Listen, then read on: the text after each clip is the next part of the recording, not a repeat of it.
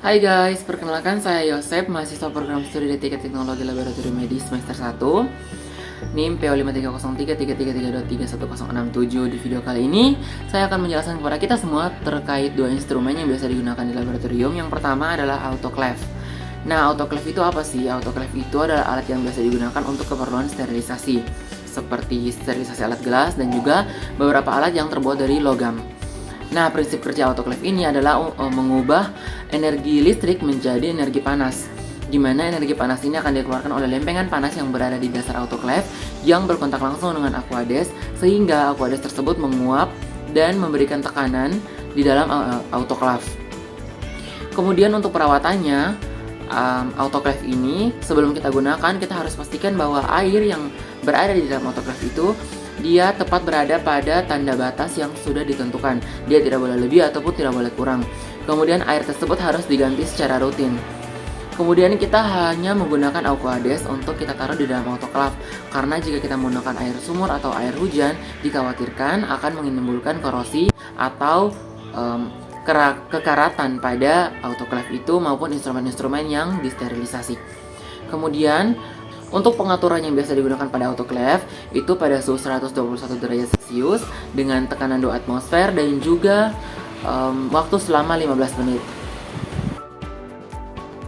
Nah, untuk bagian-bagian autoclave-nya sendiri kita bisa lihat di dalam gambar. Yang pertama ada sensor temperatur, itu berguna untuk menampilkan kira-kira di dalam autoclave ini suhunya berapa begitu, karena tidak serta-merta kita atur 121 derajat Celcius dan dia dalam sepersekian detik itu dia langsung naik ke 121 derajat Celcius. Pasti dia itu bertahap. Dan untuk beberapa autoclave itu perhitungan mundur untuk waktu akan dimulai ketika suhunya itu sudah mencapai suhu yang ditentukan. Jadi kalau kita butuh suhunya 121 derajat Celcius selama 15 menit, maka hitung mundur 15 menit itu akan dimulai ketika suhu mencapai 121 derajat Celcius. Tapi kalau seandainya masih manual, ya kita pakai stopwatch, tapi kita hitung mundurnya itu ketika suhunya sudah 121 derajat Celcius, sehingga betul-betul alat-alat ini disterilisasi sesuai dengan persyaratan dan juga standar. Berikutnya adalah katup uap. Nah, katup uap ini berguna sebagai jalan keluarnya uap saat proses sterilisasi. Jadi biasanya kalau kita sudah selesai sterilisasi dan kita memang mau segera pakai alatnya, kita bisa buka katup uapnya sehingga uap yang bertekanan dan panas itu keluar, sehingga suhu dan tekanan di dalam autoclave itu menurun, sehingga tidak terjadi ledakan ketika kita membuka autoclave-nya. The next one is clamping atau penjepit. Nah, ini berguna untuk menutup rapat autoclave supaya proses sterilisasi itu berjalan sesuai dengan prosedurnya. Artinya tidak ada uap yang keluar, sehingga tekanannya itu betul-betul 2 atmosfer dan uap yang berada di dalam autoclave itu betul-betul panas, sehingga dipastikan bahwa keadaan tersebut dapat membunuh mikroba-mikroba lain. Berikutnya kita punya pembatas ruangan. Nah, pembatas ruangan ini maksudnya yang membatasi ruangan uap dengan ruangan air. Begitu. Jadi biasanya di pembatas ruang ini digunakan satu logam yang dia tuh punya bulatan-bulatan begitu. Jadi uap air itu bisa naik ke atas ke ruangan uap supaya bersirkulasi di situ. Berikutnya adalah elemen pemanas. Nah, elemen pemanas ini yang berfungsi untuk mendidihkan air atau aqueous yang kita gunakan supaya uapnya itu naik ke ruangan uap. Berikutnya kita punya sumber arus untuk menghubungkan autoclave pada sumber listrik, yang kemudian energi listrik tersebut akan dirubah ke dalam energi panas oleh elemen panas. Biasanya elemen panas itu dia dalam bentuk logam. Berikutnya adalah ruangan air. Nah, ruangan air ini adalah ruangan untuk kita menaruh aqueous sampai pada tanda batasnya.